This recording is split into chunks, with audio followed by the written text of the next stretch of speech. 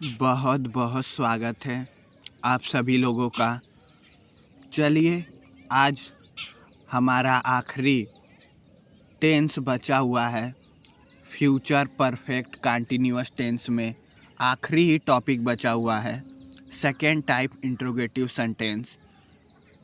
First type interrogative sentence पिछले video में हो गया था। इसके बाद अब गणित की वीडियो बनाने के लिए मैं सोच रहा हूँ।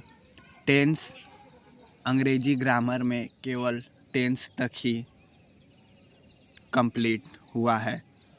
आज हम देखने वाले हैं फ्यूचर परफेक्ट कंटिन्यूअस टेंस। अगर आपको ये टेंस पढ़ना हो तभी ये वीडियो देखिए, अन्यथा वीडियो को कट करिए। अपना समय इस चीज़ पे नहीं, किसी दूसरे चीज़ पे जिसकी आपकी आवश्यकता हो उस पर खर्च कीजिए। तो अगर आप वीडियो देखेंगे तो ज़रूर आपको कुछ न कुछ नया सीखने को मिलेगा, आपका रिवीजन हो जाएगा। चलिए आज देखते हैं फ्यूचर परफेक्ट कंटिन्यूअस टेंस। पहचान इसकी होती है हिंदी वाक्य में समय जुड़ा रहता है। फ्यूचर परफेक्ट कंटिन्यूअस टेंस में समय जुड़ा रहता है हिंदी वाक्य में, और हिंदी वाक्य के अंत में रहा होगा, रही होगी, रहे होंगे, ये शब्द देखने को मिलते हैं। आपको मालूम ही है, पिछले वीडियो में मैंने इसके बारे में डिस्कस किया था। आइए फिर देख लेते हैं। गोलू मैदान में 2 बजे से क्रिकेट खेल रहा होगा।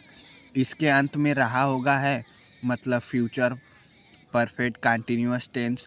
समय जुड़ा हुआ है 2 बजे, मतलब कि एकदम कंडीशन एकदम फुलफिल पूरी हो रही है। दूसरा देख लीजिए, क्या राम कक्षा में 1 घंटे से अंग्रेजी पढ़ रहा होगा, अंत में रहा होगा है, मतलब कि फ्यूचर परफेक्ट कंटिन्यूअस टेंस।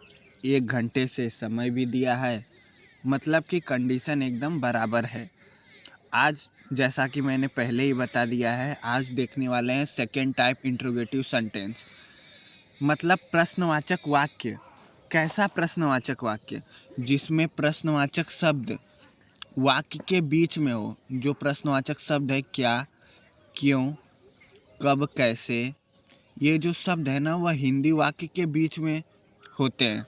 जैसे सीता कक्षा में 2 बजे से क्यों नाच रही है? नाच रही होगी, रही होगी जो है फ्यूचर परफेक्ट कंटिन्यूअस है, समय भी जुड़ा हुआ है, तो मतलब कंडीशन ठीक है। इसी का नियम लगेगा अंग्रेजी बनाने के लिए। नियम का मतलब हेल्पिंग वर्ब, मेन वर्ब, बस। अब जो प्रश्नवाचक शब्द है क्यों, वह वाक्य के बीच में है।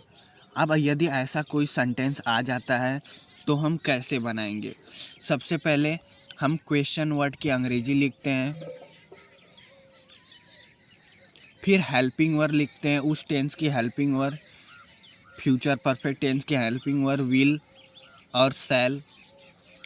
उसके बाद सब्जेक्ट को लिखेंगे, उसके बाद हैव को लिखेंगे। यदि वाक्य निगेटिव रहा, यह हैव भी हेल्पिंग वर्ब है, प्लस नॉट को लिखेंगे, प्लस बीन को भी लिखेंगे। Have been, will have been, shall have been, ये सभी हेल्पिंग वर्ब है।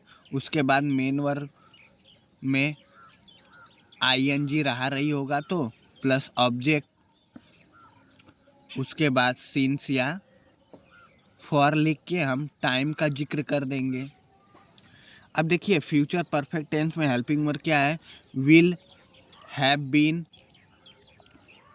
शैल have been, shall have been. अब क्या है कि आई और वी के साथ शैल हैव बीन का प्रयोग होता है, बाकी सबके साथ चाहे वो एक वचन हो चाहे बहुवचन हो, विल हैव बीन का प्रयोग किया जाता है। अब जैसे ऊपर वाला सेंटेंस था, सीता कक्षा में 2 बजे से क्यों नाच रही होगी। अब सबसे पहले हमें क्वेश्चन वर्ड लिखना है। क्वेश्चन वर्ड है क्यों, उसकी अंग्रेजी होती है वाई, लिख दिया। फिर उसके बाद हेल्पिंग वर्ब, हेल्पिंग वर्ब हमेशा सब्जेक्ट के अनुसार लगता है। सब्जेक्ट सीता है, किसी का नाम है, तो हम विल का प्रयोग करेंगे, वाई विल।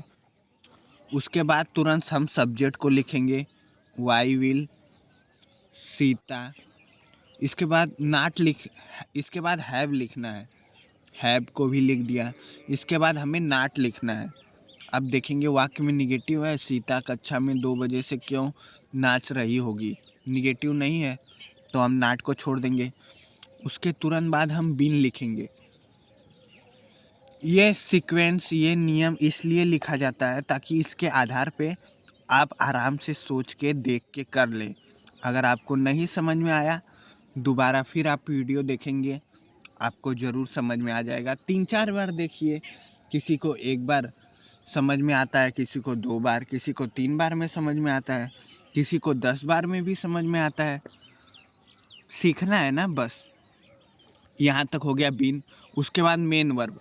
देखिए नाचना का अंग्रेजी होती है डांस, इसमें आईएनजी जोड़ना है मेन वर्ब में, तो dancing. Why will Sita have been dancing. उसके बाद ऑब्जेक्ट, कमरे में, इन द रूम या इन द क्लास, कक्षा में है ना, इन द क्लास। उसके बाद टाइम लिखना है, वो भी सिंस या फॉर का प्रयोग करते हुए। देखिए जो निश्चित समय रहेगा, जो फिक्स रहेगा, निश्चित टाइम रहेगा, उसके लिए हम सिंस का प्रयोग करेंगे। जैसे 2 बजे, 4 बजे, 10 बजे, 12 बजे, तो हम सिंस का प्रयोग करेंगे। अनिश्चित के लिए, जो टाइम फिक्स नहीं रहेगा, अनिश्चित टाइम के लिए हम फॉर का प्रयोग करेंगे। जैसे 1 घंटा, 2 घंटा, 3 घंटा, कितने बजे से कितने बजे तक फिक्स नहीं है, तो हम फॉर का प्रयोग करेंगे वहाँ पे। अब यहाँ पे क्या था, सीता कक्षा में 2 बजे से क्यों नाच रही है, 2 बजे फिक्स है तो हम सिंस का प्रयोग करेंगे, सिंस। टाइम लिख देंगे 2 o'clock, अंत में लगा देंगे क्वेश्चन मार्क। धन्यवाद।